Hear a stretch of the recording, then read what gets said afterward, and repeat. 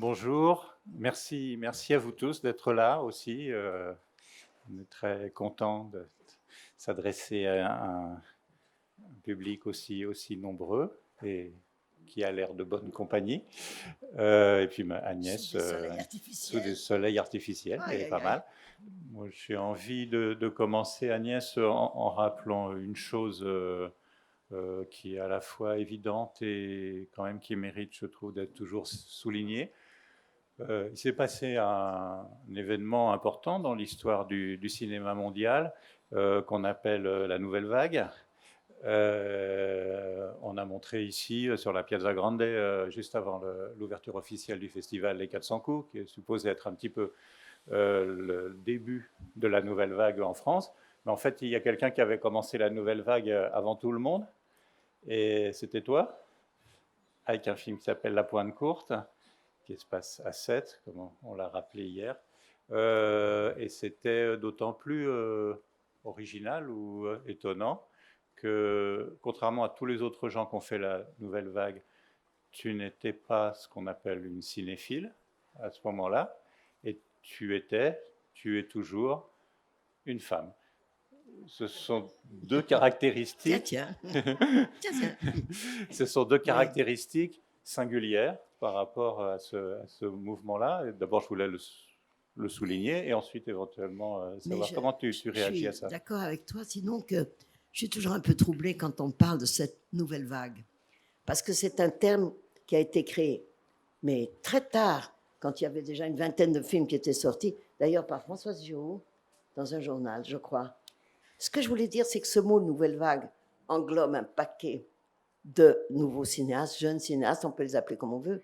Mais il y avait pour moi un groupe qui était ceux des cahiers du cinéma, qui étaient des critiques, des gens qui avaient réfléchi au cinéma, qui aimaient le cinéma américain, ça et là, et qui se sont mis à faire des films, et justement Truffaut, entre autres, parmi eux. Et puis il y avait, qu'est-ce que je dirais, des électrons libres, des gens, moi par contre, qui avaient commencé avant sans connaître le cinéma et sans connaître les gens des cahiers du cinéma. René, qui était d'un autre type de formation, Demi, qui était différent, et Marquer. Et ces cinq-là, qu'on a appelés quelquefois d'ailleurs ceux de la rive gauche, parce que notre cœur était un peu plus à gauche que les autres, que celui des autres. Mais ces personnes-là, plus des autres, ont été finalement tous groupés sous le même nom, enfin, comme si on était un groupe. Or, si le mouvement surréaliste a commencé avec Dada, Zurich, avec un programme, des idées, nous, c'est pas du tout comme ça. Ce sont toutes ces personnes-là, cinéastes, et qui sont vraiment différentes les uns des autres. Et moi, je me suis sentie extrêmement différente des gens des cahiers du cinéma. D'abord parce que je connaissais pas le cinéma tout court, mais encore moins le cinéma américain, que je comprenais pas très bien. Et que, en plus, j'ai pensé que la structure des films était presque plus importante que leur façon de filmer. Donc ça s'est marqué dès mon premier film. Ce qui se voit très bien. Parce que tu ne connaissais pas le cinéma américain, mais si on regarde La Pointe Courte, on se dit que tu avais dû lire Les Palmiers Sauvages de Faulkner, par exemple, Voilà. et que tu avais aussi d'autres types de références qui servaient à faire ce geste très moderne qu'est La Pointe Courte. Mais mes références n'étaient tellement pas de cinéma que je ne savais même pas comment on nommait les plans. Par exemple, le classique, on dit gros plan, plan moyen, tout ça. Comme je n'avais pas été assistante d'aucun film, alors je me souviens que quand les gens avaient les mains sur les genoux, j'appelais ça un plan égyptien. Parce que dans la sculpture égyptienne, quand ils ont leurs mains posées, comme ça je ne peux pas vous le faire, mais ça fait égyptien. Alors, ou bien je disais visage, qui est très juste quand on dit visage, et pas gros plan. Donc, j'employais des mots qui étaient à moi parce que j'avais pas été assistante, que je savais rien, et que par contre, j'avais beaucoup regardé de la peinture. Et que l'idée de ce que les peintres ont essayé de faire, de structurer leur toile, de choisir des couleurs, des formes coupées. J'étais très frappée, par exemple, que Degas, le peintre Degas, je trouvais ces cadrages extraordinaires parce qu'il y avait des fois une personne qui était en train de sortir ou de rentrer, et on m'a dit qu'il recoupait ses toiles. C'est-à-dire qu'il peignait puis recoupait un cadrage beaucoup plus effectif. Alors ces choses-là m'intéressaient beaucoup, que j'avais vu enfin, dans la peinture, que je regardais beaucoup. J'ai jamais peint, j'ai regardé beaucoup. Alors j'avais pas du tout vu de film, c'est vrai. Si j'avais vu, parce que comme j'aimais Prévert, alors j'avais vu Quai des Brumes, Et j'avais vu Les Enfants du Paradis. Et ça, je l'ai même vu 2 fois parce que j'adorais le dialogue, j'adorais l'esprit de... Ah, j'adorais Prévert, ça c'est vrai. Et puis j'avais vu un film qui s'appelait L'Idiot, mais je ne sais pas de qui, parce que Gérard Philippe avait joué dedans, et comme il était au théâtre de Jean Vilar, dont je faisais les photos, donc j'avais suivi Gérard Philippe. Et ma foi, pas grand-chose. Donc, est-ce que de l'innocence et de l'inconséquence, enfin, j'allais dire, est-ce que de ne pas savoir m'a aidé? Moi, je crois. Parce que quand Alain René, qui a eu la gentillesse de faire le montage, parce que je dis gentillesse parce que tous les gens étaient bénévoles et sympathiques, quand Alain René m'a dit, qu'est-ce que tu as vu à la Cinémathèque? Je ne savais même pas qu'il y avait une cinémathèque à Paris. Il m'a dit, c'est Avenue de Messine. J'avais 26 ans quand même. Hein. C'est Avenue de Messine, il faut que tu vois ça et ça et ça. Et le premier film qui m'a suggéré d'aller voir, c'est Vampire de Dreyer. On commençait tout de suite Pas mal, pas mal. dans du sérieux. Oui. Et puis, il m'a fait une liste de films que je devrais voir. Et puis après, quand j'ai commencé à voir Citizen Kane, un film italien, je me suis dit, mais si j'avais vu ces chefs-d'œuvre, peut-être que j'aurais pas du tout commencé. Peut-être que j'aurais été si intimidée, parce que quand même, ça a du poids, les beaux films des autres. Ça vous... On se dit, je pourrais jamais faire aussi bien. Donc, je me suis pas dit ça puisque j'avais pas de référence. Donc, peut-être que mon ignorance m'a servi. C'est ce que je pense un peu, mais... Parce que là, tu as mentionné principalement la peinture, mais tu avais une pratique artistique déjà, qui était la photo, Oui. dans un contexte artistique qui était le théâtre. Donc il y avait malgré tout un environnement, et il manquait que le cinéma d'une certaine manière. Oui, mais c'est amusant comme les choses sont très cloisonnées. Le théâtre, les gens qui vont au théâtre sont pas spécialement vont beaucoup au cinéma. Les gens qui vont au musée vont pas forcément au théâtre. On est en France spécialement dans une culture cloisonnée. J'avais beaucoup remarqué ça. Et moi, j'allais tout le temps au théâtre, d'abord parce que je faisais des photographies pour Villard, mais j'allais voir du coup un petit peu d'autres pièces, et j'allais pas au cinéma. Et le monde du cinéma, alors si Rivette allait beaucoup au théâtre pour voir des acteurs, pour réfléchir, si ils vont quand même, les gens de cinéma vont quand même au théâtre chercher peut-être des interprètes et comme ça, mais ils vont pas tellement dans les musées. Pas tellement, enfin, ça dépend bien sûr, on peut pas faire des catégories, mais ça, j'allais beaucoup au musée et j'ai beaucoup lu aussi. Quand j'ai passé mon bachot, je me rappelle très bien avoir pensé, on survole tout, on fait tout très vite pour passer le bachot. Je me suis donné 1 an pour lire et j'avais encore le rythme scolaire. Je me levais et à 9h, je me mettais à une table et je lisais. Je m'arrêtais pour déjeuner, je lisais tout l'après-midi, comme si j'étais à l'école, sans école, mais j'ai vraiment lu, là j'ai vraiment lu. Alors un auteur, ce qui est toujours intéressant, de lire 5 ou 6 livres du même auteur, des classiques, j'ai pas eu le temps, même des choses, des grands classiques qu'on n'a pas le temps de lire à l'école, on étudie des paragraphes. Alors ça m'a beaucoup aidé à réfléchir. Et puis, pourquoi j'ai commencé un film, je ne sais pas exactement, c'est vrai. Parce que je connaissais très bien des pêcheurs d'un quartier de Sète, que j'aimais ce qu'ils disaient, j'aimais beaucoup leur mentalité, leur façon de vivre en cellule, en famille, en petit groupe. L'idée de ce petit groupe de pêcheurs et qui étaient embêtés par des gens de l'autre côté de l'étang, qui les embêtaient. Et j'ai vraiment eu envie de témoigner de ça en écrivant quelque chose relativement de type documentaire. Mais alors, quand on pense qu'on n'avait pas ces petits trucs-là qui enregistrent, que donc je revenais le soir, j'essayais de me rappeler, je écrivais ce que j'avais entendu dans la journée pour pas l'oublier. C'est incroyable, maintenant on a des outils tellement différents. Et en même temps, je voulais vraiment, comme tu as dit, mais sur la base d'une construction à la Faulkner, raconter des pêcheurs et puis alterner avec un dialogue de couple. Et un dialogue de couple relativement théâtral comme dialogue, et très raide. C'est-à-dire que Philippe Noiret, dont c'était le premier film, parce qu'il était au théâtre, il espérait vraiment faire du cinéma, avoir des choses à exprimer. Et le pauvre, il a été déçu parce que je lui disais, il ne faut rien exprimer. Il faut dire le texte. C'est comme un no japonais, il faut être immobile. Alors, quand je vois comment il a été un acteur formidable après, comment il a joué, et quelquefois surjoué, tellement il aimait ça, comme Brasseur, comme ces acteurs qui aiment la représentation et l'expression extravertie. Et là, le pauvre, je le contenais. En même temps, il trouvait l'expérience étrange, intéressante. Un jour, j'avais fait un plan, je lui avais dit, oh, j'aime beaucoup ta nuque. Il avait quelques petits cheveux qui étaient juste dans sa nuque. Alors, c'est pas ça qu'on dit aux acteurs. On dit, tu as de beaux yeux, tu es extra. Et je dis, oh, tu sais, je vais faire un plan, j'aime beaucoup ta nuque. Il était vexé quand même. Mais bon, voilà, c'est comme ça.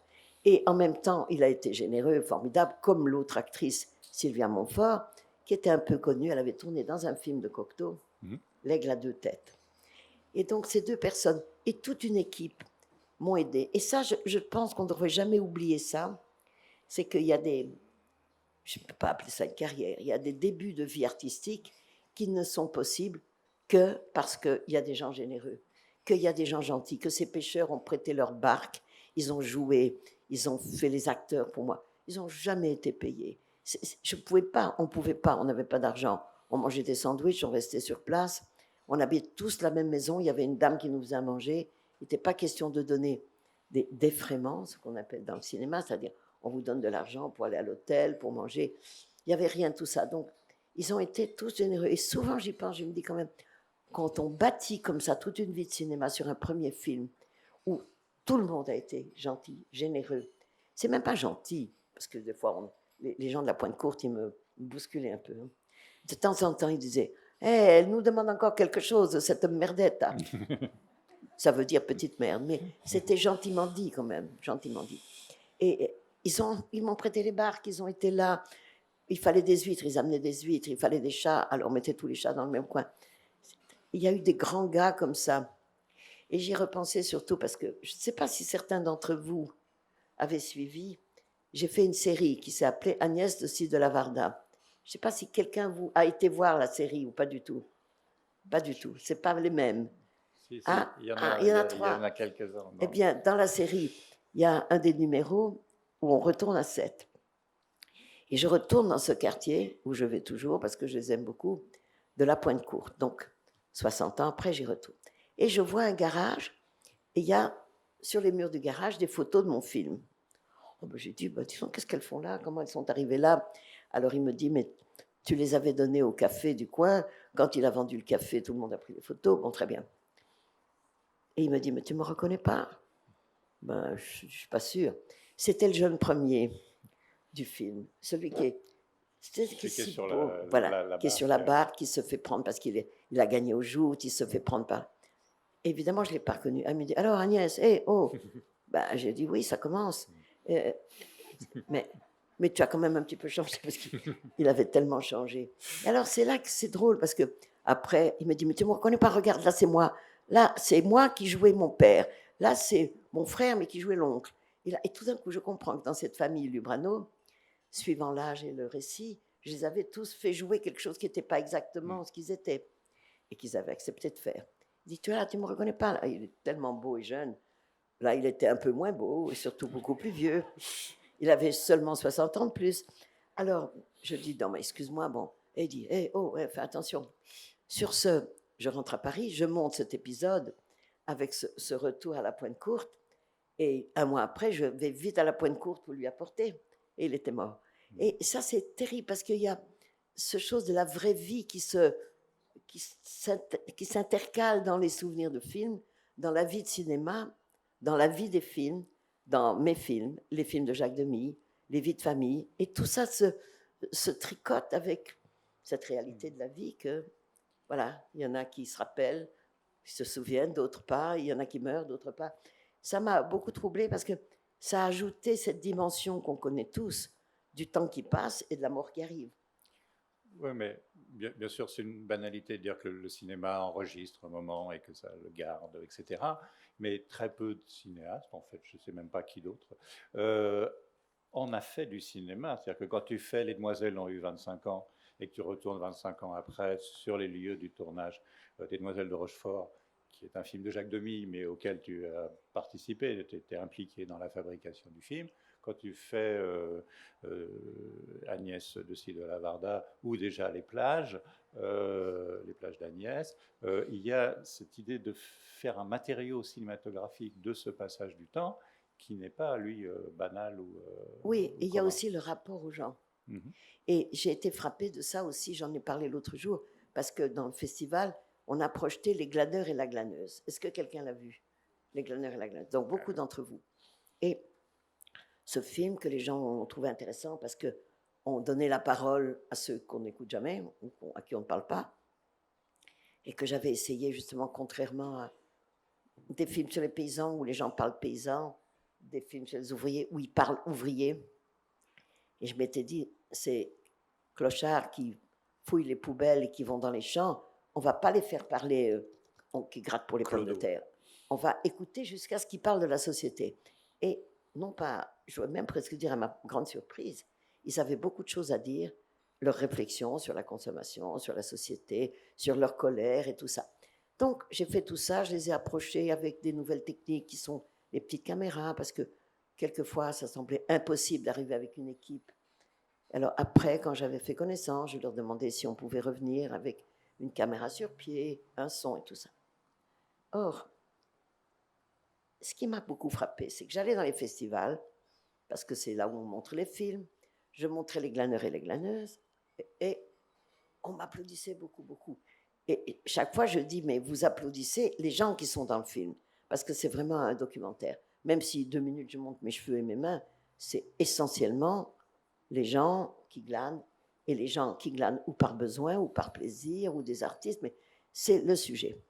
Et vous applaudissez des gens qui se sont prêtés à la confidence, à la réflexion. Et ce problème-là des documentaires, c'est que on attrape les gens à un moment de leur vie, et quand ils sont très malheureux comme ça, on les laisse à leur vie. Et ça m'a tellement troublée, ce très bon accueil que j'avais partout, que j'ai fait un film qui s'appelle 2 ans après, où j'ai 2 ans après, non seulement remarqué toutes les réactions du public au documentaire, comment ils avaient écrit des mots, alors on m'envoyait tout le monde des patates en forme de cœur, quelquefois dans des petits paquets, quelquefois dans ma boîte aux lettres, quelquefois des photos de patates et tout ça. Il y a même une dame qui m'a envoyé une carotte en forme de cœur.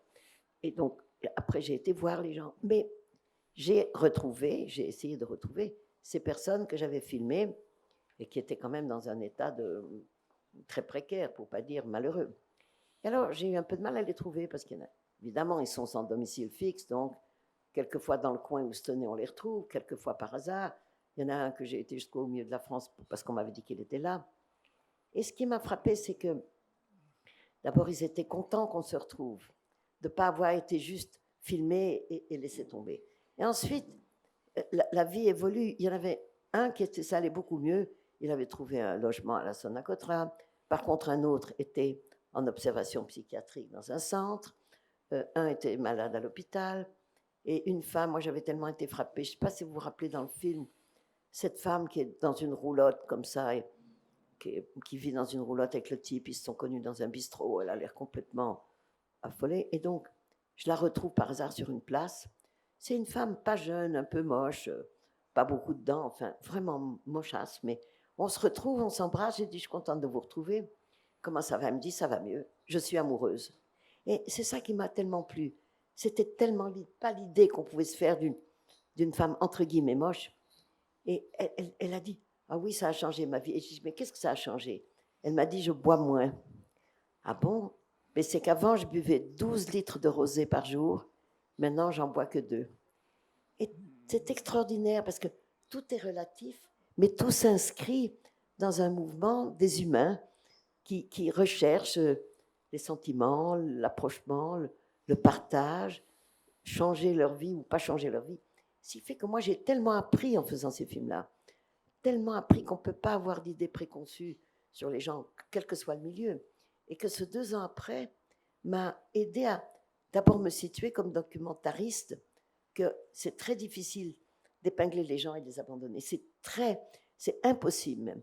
Il y en a un, celui que j'ai rencontré, qui mangeait du persil. Enfin, il mangeait du persil, on s'est mis à parler, et c'est lui qui, aussi pauvre qu'il était, enseignait gratuitement des Africains, des Maliens, il leur apprenait le français. Alors, c'était intéressant parce que quand je retrouve assez souvent, je prends un café avec lui, et chaque fois je lui dis, vous voulez pas qu'on aille manger? Il me dit, non, non, j'ai mangé un fenouil et une poire. Ça suffit. Et les gens sont si différents, leur code de vie, de réflexion est si différent que faire des documentaires est vraiment une école de vie. Hein. Hmm. Ça m'impressionne beaucoup. Et ce 2 ans après m'a beaucoup plu. Alors le film est moins sorti, il est dans les DVD. Oui, mais tu as fait une chose qui est peut-être encore plus extraordinaire. Là, je parle, et à la fois toute la dimension, je pense que tout le monde entend très bien, humaine, hein, de rapport à cette réalité-là, mais aussi de gestes artistiques et techniques, qui est la manière dont tu as construit une circulation entre les glaneurs et la glaneuse, le DVD, et les retrouvailles avec les mêmes personnes qu'on voyait.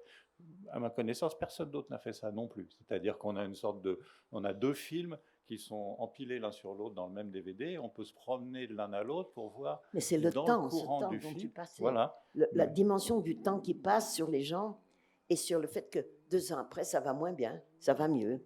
Il y en a une qui est amoureuse et pas du tout une personne dont on aurait dit qu'elle va être amoureuse. C'est ça. C'est parce que les gens sont pleins de surprises et que c'est tellement intéressant de filmer des vrais gens, comme je dis. Non pas que les acteurs ne sont pas intéressants, ils sont passionnants. Ils font même des choses, je ne sais même pas comment ils savent le faire. Moi, je suis intimidée par les acteurs. Mais je suis moins intimidée par des vraies personnes. J'ai fait un petit film que personne n'a vu parce que c'était une circonstance particulière sur les gens qui, pendant la guerre, ont aidé à cacher des juifs, ceux qu'on appelle les justes. J'ai fait un petit film de 8-10 minutes, très court, où j'ai essayé, sur un film court, de montrer comment des juifs étaient persécutés, arrêtés, et comment des gens à la campagne, des inconnus, avaient caché des juifs, caché des enfants au risque de leur vie. Et j'ai été le tourner dans la Drôme, qui est une région qui a été justement très marquée par cette époque des juifs cachés. Et j'ai juste pris des gens qui étaient là pour tourner. Et c'était tellement formidable parce que c'était comme si on se replongeait 50 ans en arrière, à part que ce n'étaient pas les gens qui étaient, et qu'ils avaient la tête de l'emploi, je ne sais pas comment dire. Celle qui joue l'institutrice, c'est formidable. Les paysans, ils se sont prêtés, ils connaissaient l'histoire de leur région. Quand j'ai dit on va essayer de re-raconter comment on a caché les enfants dans des petits coins de la ferme, comment on faisait semblant, il y avait des types en vélo qui allaient prévenir et tout ça. Et le fait que je leur redemande de jouer quelque chose qui n'était pas leur vraie vie, mais une époque, alors c'est ça qui m'a plu, c'est que les gens sont surprenants, des gens qui ont des métiers normaux, qui sont des gens normaux, j'allais dire, et qu'on leur dit, écoutez, on va essayer de jouer ça ensemble, et j'ai besoin de vous, et c'est un témoignage d'une époque de l'histoire où cette région de la Drôme a été formidable. Il y a eu plein de gens courageux, y compris certains qui ont été arrêtés avec les Juifs. Et ça m'a beaucoup plu, c'est-à-dire que c'est comme si on se mettait au service d'un sujet, mais de rencontrer des gens pour qui l'histoire dont tu parles compte, même racontée par le grand-père, leur père, leur famille. Ce qui fait que, sans le faire exprès, je me suis retrouvée à témoigner de choses de l'histoire, comme j'ai filmé les Américains, les Black Panthers, un groupe de Noirs qui ont eu un moment extrêmement important en 1968 et qui se sont en fait désintégrés 3 ans après. Et donc, il y a ce document, et ils m'avaient laissé filmer, j'avais essayé d'écouter ce qu'ils disent. Donc, je dois dire que la dimension de filmer des documentaires a beaucoup compté dans ma vie, même si j'aime faire des fictions, mais il me semble qu'on apprend beaucoup plus, voilà, en faisant des documentaires. Qui est un des très rares documents finalement dont on dispose sur les Black Panthers, qui ont été très peu filmés. C'est ça formidable, parce que j'ai mal au poignet. Mais ouais, il faut être fort. Oui, c'est dur, très fort. Très fort. Voilà. J'y travaille. Non, je veux dire que par hasard, j'ai été témoin de choses qui n'ont pas duré. De même, quand j'ai filmé les peintures murales sur Los Angeles en 1980, je crois, et bon, les 3/4 ont été effacés, repeints, oubliés. Donc, c'est ça que j'aime bien. En même temps, dans la fiction, j'ai fait des fictions, mais qui n'ont pas Santoine-Illois, qui est une des fictions. Et qui a vu Santoine-Illois, pour voir? Donc, pas mal d'entre vous, quand même. Eh bien, c'est un film de fiction complètement. C'est-à-dire, tout a été écrit, même les témoignages de ceux qui disent qu'ils ont vu passer Mona, tout est écrit. Mais j'ai essayé de garder une texture documentaire, que ce soit crédible et tout ça. Donc c'est très passionnant parce que je me donne le droit de casser les frontières entre documentaire et fiction, parce que si j'ai besoin d'une matière documentaire, je peux la mettre dans la fiction. Et quelquefois, dans les documentaires, il y a des personnages tellement hauts en couleur, des personnes tellement hautes en couleur qu'on dirait des personnages. Donc Ça, c'est un truc que j'ai bien aimé, de ne pas faire des catégories, non? Oui, tout à fait. Mais maintenant, depuis un certain temps, depuis plusieurs années, tu as aussi une autre relation au temps et à ce qui a existé et que tu as filmé, qui est un des travaux auxquels tu consacres beaucoup de temps et d'énergie et qui a à voir avec la restauration des films, avec leur édition, avec la construction de coffrets, avec la manière dont les films vont pouvoir continuer d'exister avec les nouveaux supports numériques, mais ce n'est pas tellement pour parler de technique, c'est plutôt pour parler de qu'est-ce que c'est de revenir sur cette histoire. En plus, tu le fais à la fois avec les tiens et avec les films de Jacques Demy, et qu'il y a ces nouvelles vies, d'une certaine Mais manière, pour ces films. c'est un vrai problème. Est-ce qu'il faut oublier les films ou il faut les conserver, savoir qu'on peut les voir? Je ne sais pas. C'est tellement fatigant comme travail qu'en ce moment, je pense qu'il vaut mieux laisser tomber les films là où ils sont. Et si on ne les voit plus, qu'ils sont abîmés, on s'en fout. Mais je ne pense pas que des gens qui aiment le cinéma comme toi seraient d'accord avec cette version de dire, bon, c'est passé, c'est foutu. Mais en même temps, quand on reprend des films qui existaient en bobines de films, vous savez, ces bobines comme ça, de 300 mètres, il y avait 10 bobines qu'il fallait transporter d'un endroit à l'autre, dans une cabine de cinéma, et on les accrochait, il y avait 2 projecteurs, etc. C'est vrai que c'était compliqué comme système de projection. Donc, ils ont été très contents d'inventer un système qui s'appelle DCP. C'est grand comme ça. C'est comme une cassette DVD. On le met dans l'ordinateur, clic et ça projette. Évidemment, ça arrange tout le monde, y compris ça fait beaucoup de moins de gens à payer dans les cabines de cinéma. Parce qu'un seul type, il met 3 cassettes, il fait clic-clic. Il y a 4 autres projectionnistes d'autrefois qui sont mis à la porte. Mais c'est vrai que si on veut que les films anciens soient encore projetés dans les salles, qui n'ont plus de projecteurs, qui n'ont plus que des DCP, eh ben, il faut restaurer les films. Alors, c'est une vraie question. Qui peut restaurer les films? Si on est encore vivant, tant qu'à faire, autant s'en occuper. J'ai eu la chance pour certains de mes films, par exemple pour Saint-Antoine-Illois, l'opérateur Patrick Blossier est venu avec moi. Pour L'Une chante, Charlie Van Damme. Mais j'ai fait des films à la pointe courte, voilà. Il n'est plus là. Certains films de Jacques Demy, Les Demoiselles de Rochefort, tellement beau film, Guylain Cloquet était mort. Donc j'y suis allée parce que je me souvenais bien des intentions de Jacques, des couleurs, dans quel esprit ils avaient fait le film. Parapluie Cherbourg, la même chose, Jean Rabier était mort. Donc pour les films de Jacques, et là mes enfants m'ont beaucoup aidé. Mathieu Demy, Rosalie Varda Demy, ils ont été beaucoup au labo. Mathieu s'est occupé de Baudin, Rosalie. C'est un travail. Alors ça veut dire que maintenant, effectivement, si vous voyez passer dans votre salle Podane, ça veut dire que ce sont des copies restaurées avec les moyens d'aujourd'hui. C'est-à-dire que les projectionnistes, d'ailleurs, ça ressort un peu. Podane, Les Demoiselles de Rochefort, ils repartent. Et certains de mes films ressortent, Cléo de 5 à 7, et certains films que j'ai en Amérique. Mais évidemment, quand il y a tant de nouveaux films, et ça c'est le problème du cinéma, hein, en tout cas à Paris, il y a 20 nouveaux films chaque mercredi. Et toi qui écris sur les films, tu vois bien que tu es obligé de choisir, tu en choisis 4 pour ta semaine. Oui, oui, oui. Et encore, beaucoup, tu écris ouais. beaucoup et tu réfléchis.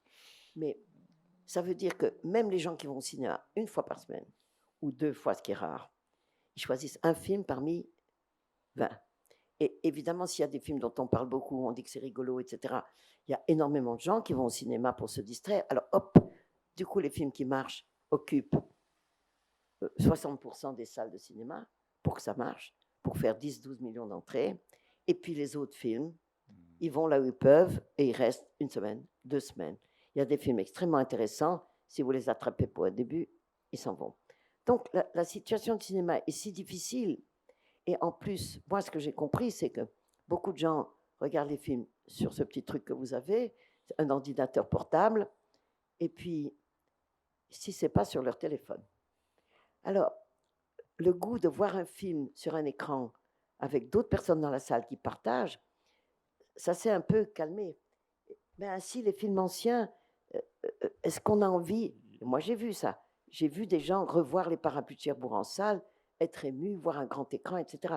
Mais en proportion de ceux qui se précipitent voir les nouveaux films, il y a quand même peu de gens qui veulent voir les films anciens. Oui, mais il y en a plus qu'avant.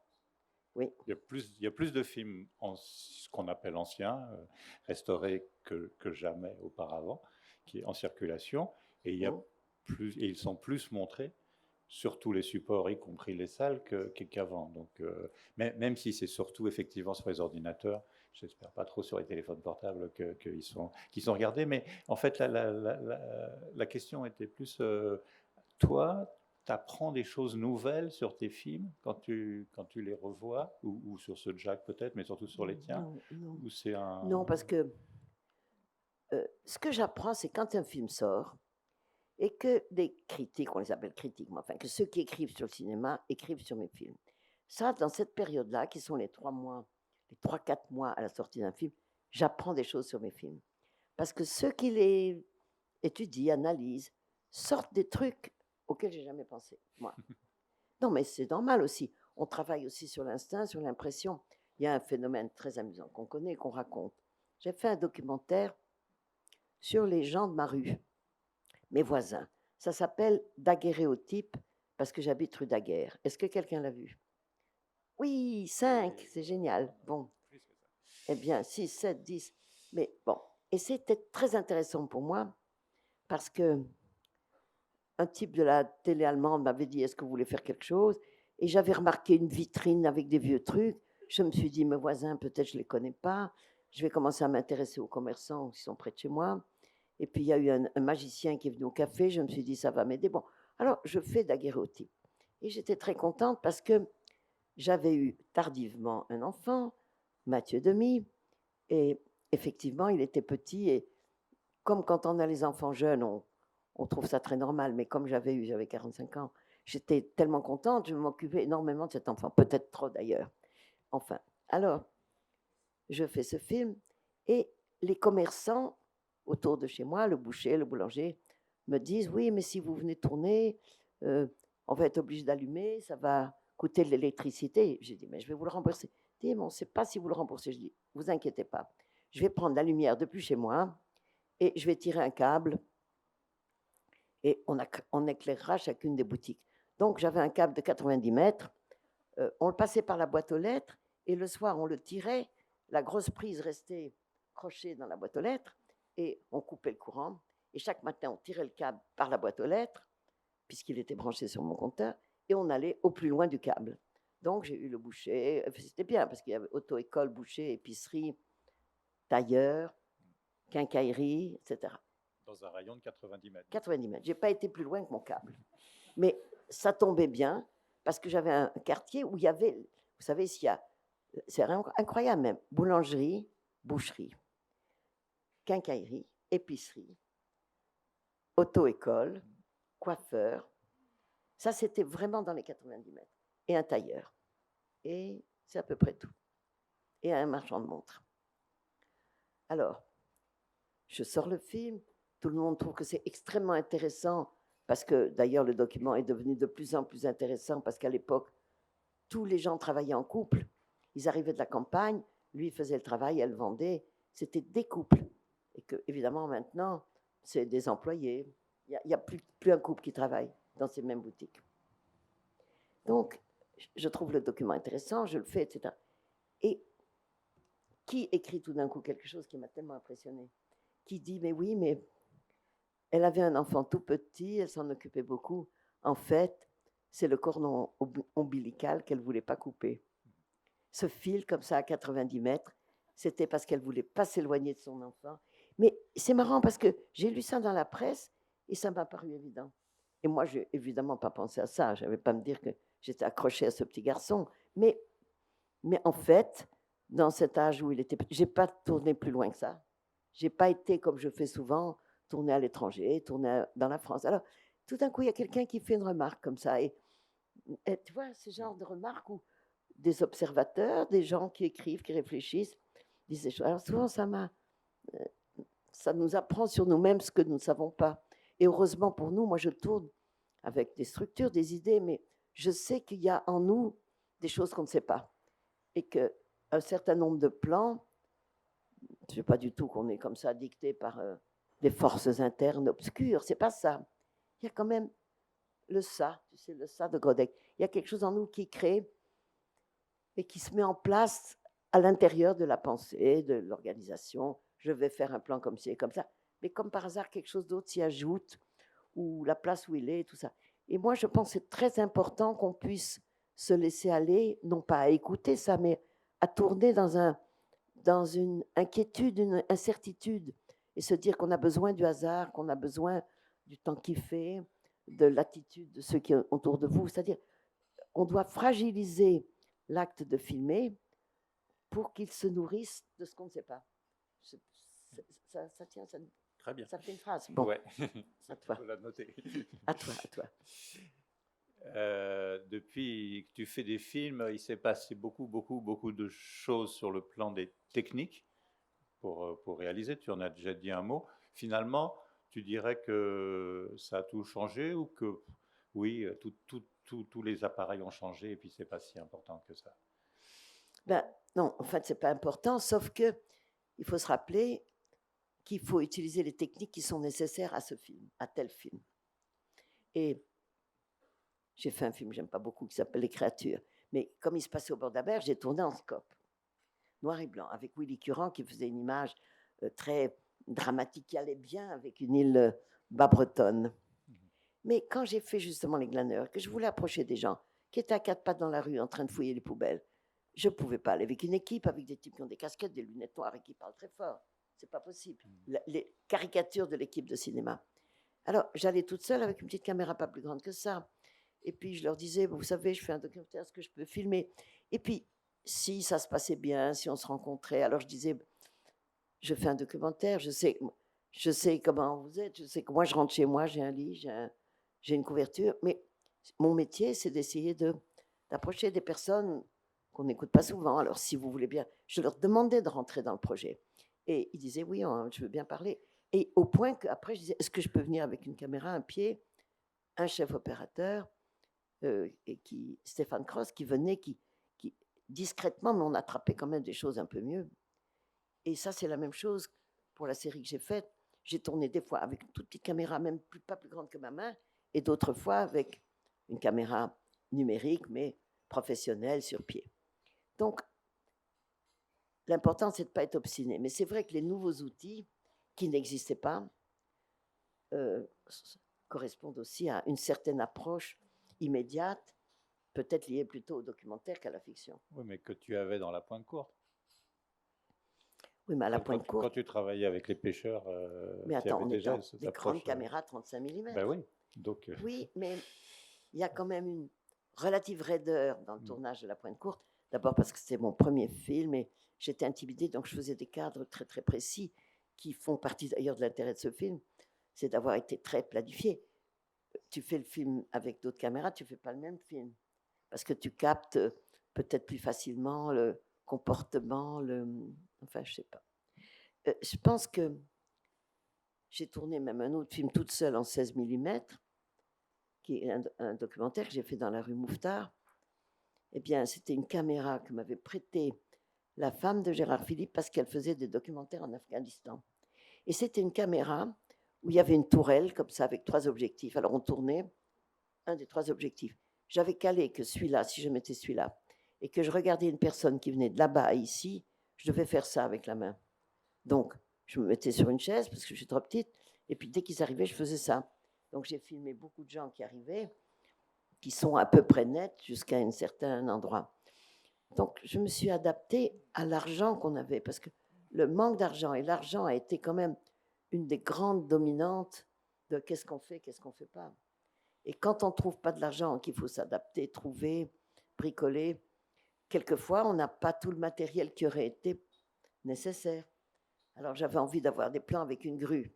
Alors quand j'ai fait Cléo de 5 à 7, le film que vous connaissez peut-être, qui se passe pendant 1h30 exact, et le producteur, il s'en fichait. Moi, il m'avait dit du moment que ça ne dépasse pas, je crois que c'était 300 000 francs, et c'est tout, hein, le reste, je m'en fous.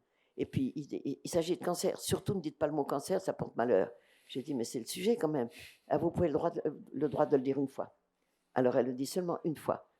Quand le soldat lui dit, vous avez peur de quoi? Elle dit, du cancer, je crois. Mais sinon, il ne fallait pas le dire. Bon. Et alors, je lui demande une grue, parce que je voulais faire des plans. Ah, vu, c'est trop cher. Il m'a donné le droit du grue un jour. Alors, j'ai eu la grue un jour au parc Montsouris. Donc, c'est-à-dire qu'il y a aussi ces données-là, économiques, ou alors on gémit tout le temps, ou bien on s'adapte avec l'argent qu'on a, le matériel qu'on a, les gens qu'on peut trouver, les équipes pas suffisantes quelquefois. Donc, moi, j'ai toujours fait du cinéma, en fait, dans des conditions relativement difficiles. Parce que quand je vois des tournages comme ça, une fois, j'ai fait un plan de figuration pour celui qui s'appelle Jonathan Demi. Il m'a demandé de faire une journée de figuration. Et quand je suis arrivée au Puce, là où il tournait, j'avais une caravane pour moi, si je voulais me reposer. Et j'avais un truc à faire, ouvrir une porte et fermer. Et je me suis rappelé que quand on a tourné Saint-Ouen-Lillois, qu'il faisait si froid, froid, mais comme ça, pas beaucoup, -2, -1, mais vous savez, dehors toute la journée, il fait froid. On n'avait même pas une caravane qui aurait pu suivre, on aurait pu se reposer un petit peu, avoir un peu moins froid, se chauffer, boire du café, je ne sais pas quoi. On a tourné dans de telles difficultés de froid. Alors tout le monde disait, c'est le sujet, on joue le jeu. Bon, c'est gelé, hein, franchement. Alors on achetait des petits packs comme ça en pharmacie, des petits trucs qui chauffent, alors on se les collait comme ça, un peu dans les deux côtés du dos.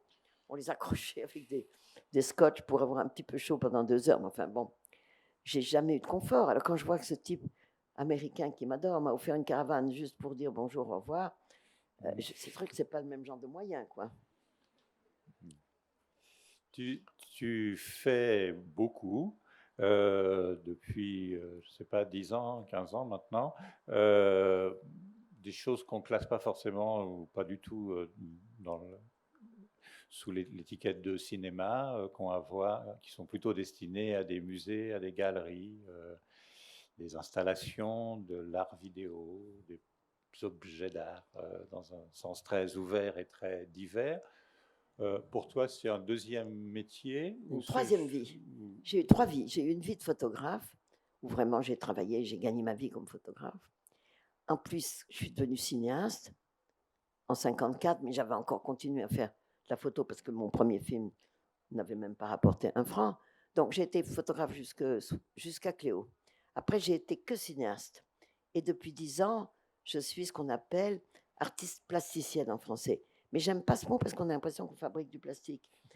Alors je prends le mot anglais, c'est visual artist. C'est le champ du styrène. C'est quand même plus amusant, oui. Et alors, c'est parce que j'ai toujours aimé ça, et aller dans les musées. Et depuis déjà quand même 30 ans, il y a des artistes qui ont commencé à faire autre chose que de la peinture, du dessin. Si vous allez dans les musées, vous voyez bien qu'il y a une façon d'envahir l'espace, de faire des choses différentes.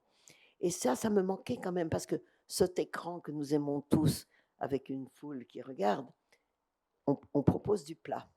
Et j'avais envie d'aller dans l'espace. Et j'ai commencé à créer des choses où il y a un écran, mais quelquefois, il y a des vidéos.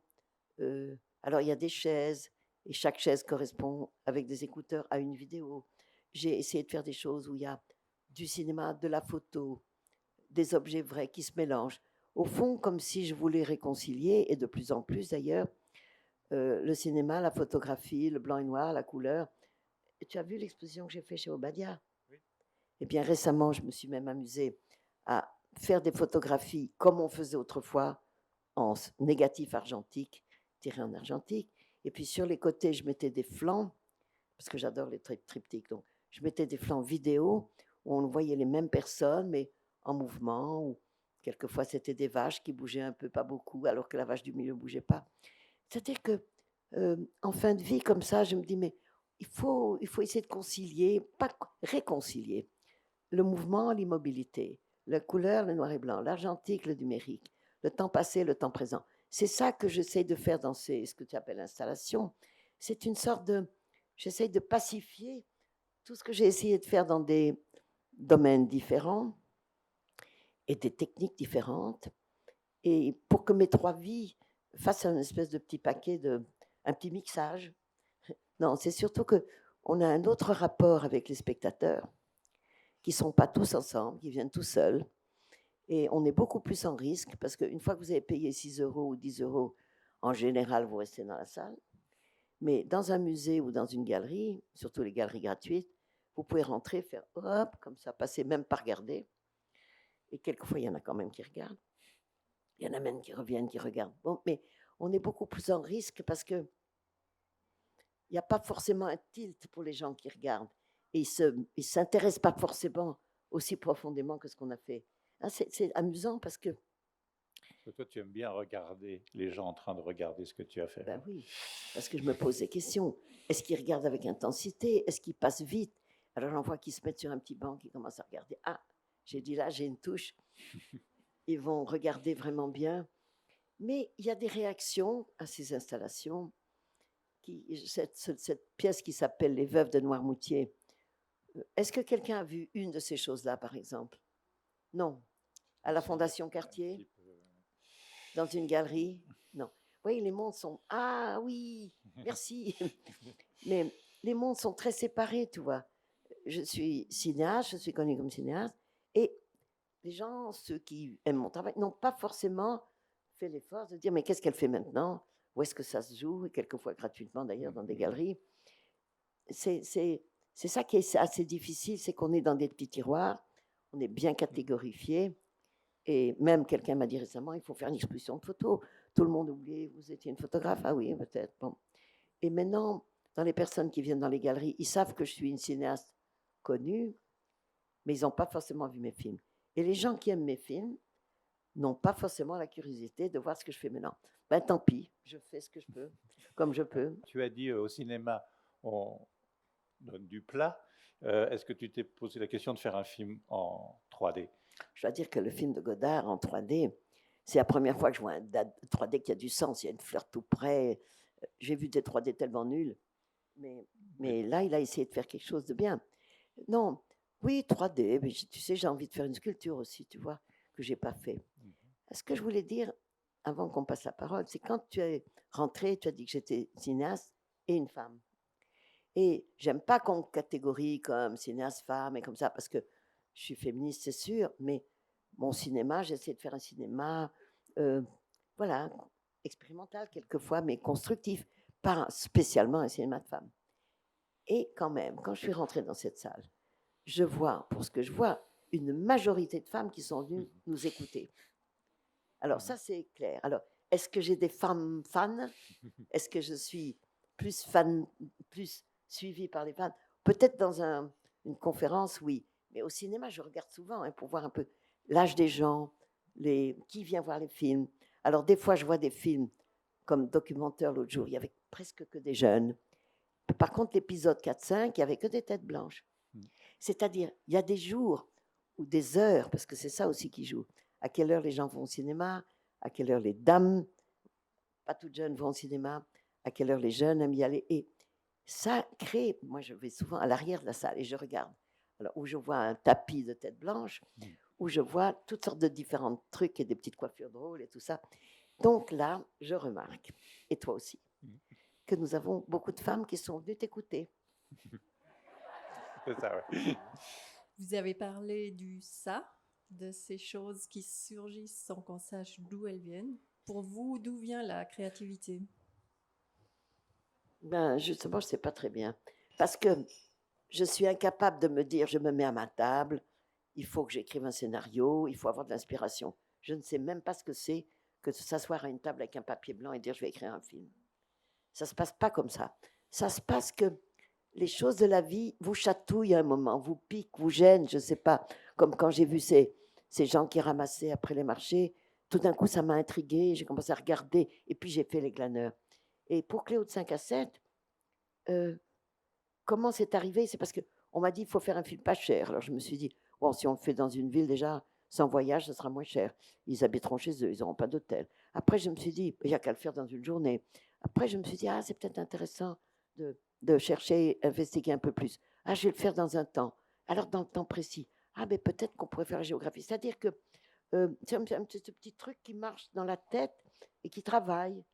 Et en même temps, comme je vous dis, il y a des choses qu'on ne connaît pas et qui se mettent à grouiller comme ça. Moi, j'ai jamais, enfin, j'ai jamais planifié, voilà.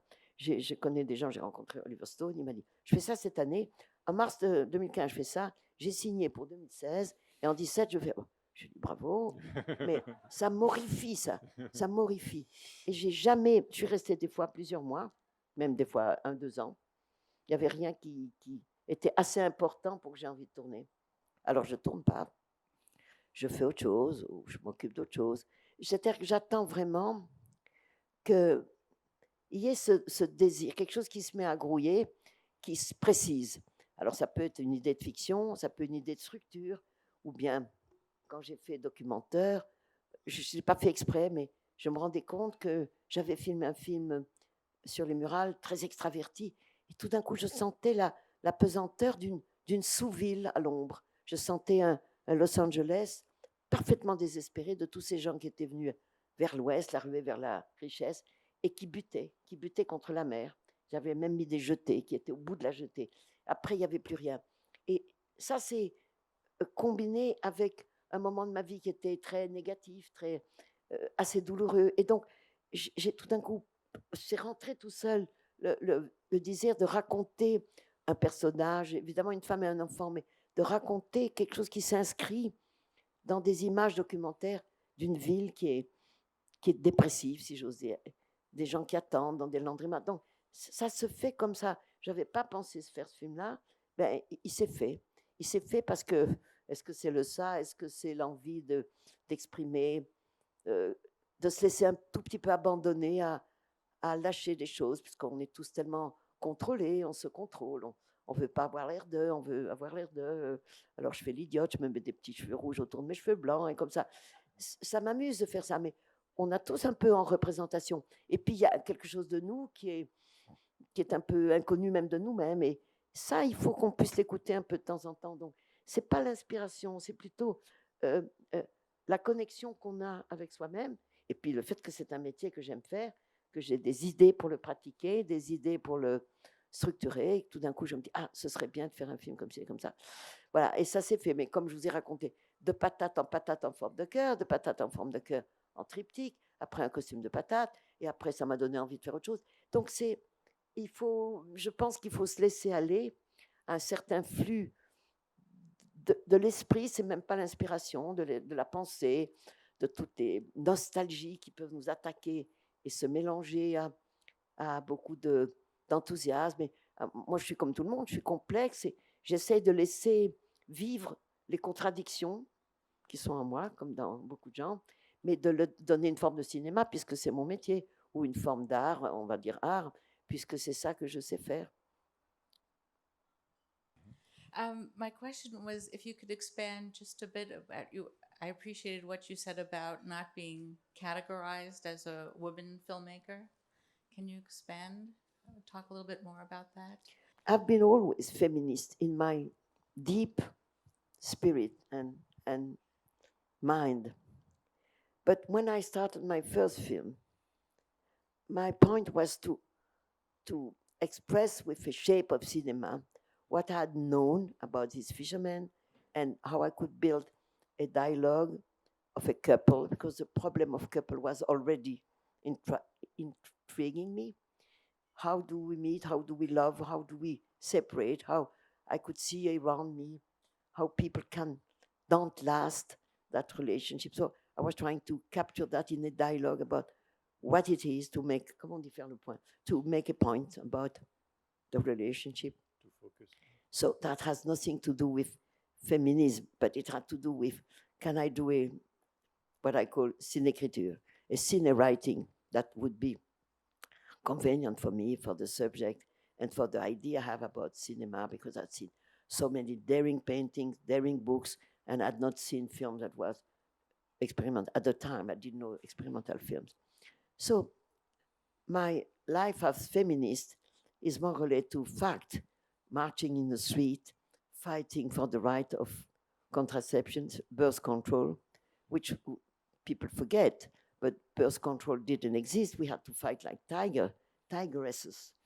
And then the right for an abortion, because the women have the right to decide about what they want to do in their body. So on these battles, I've been really there with other women.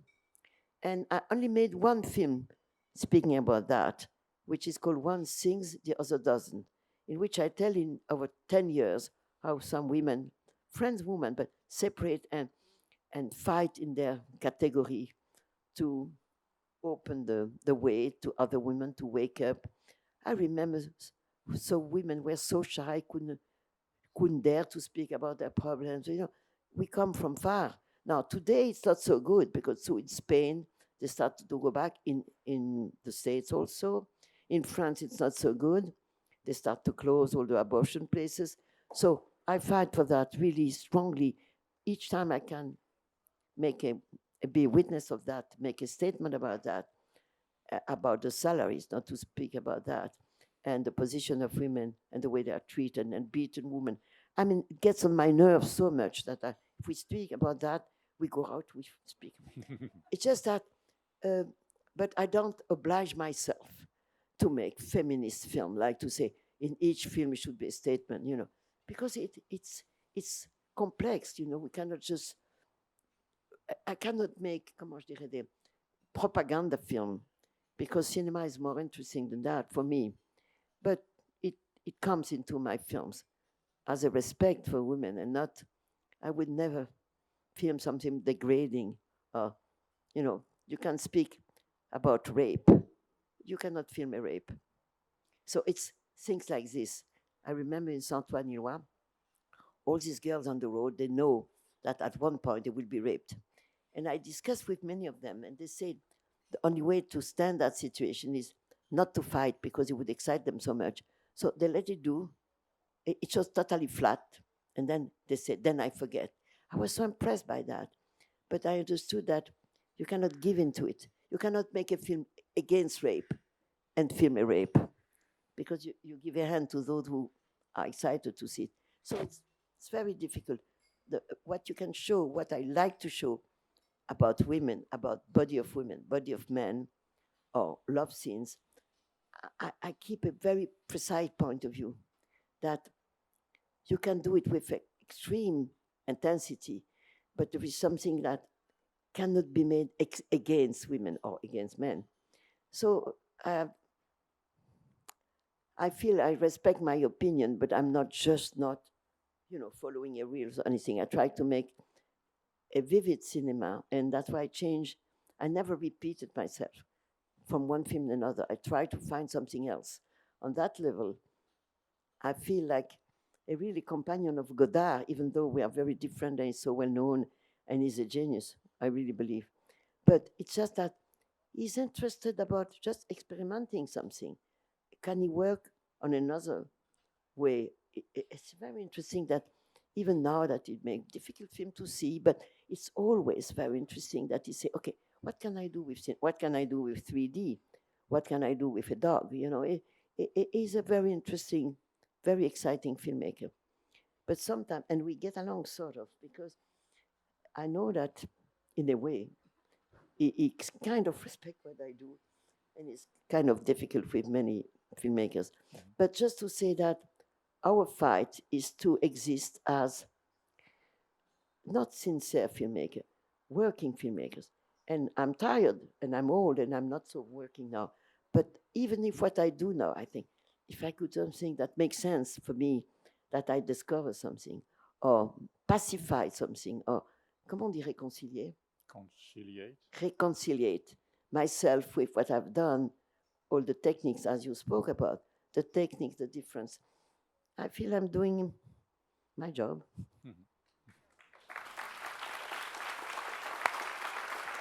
Ça va?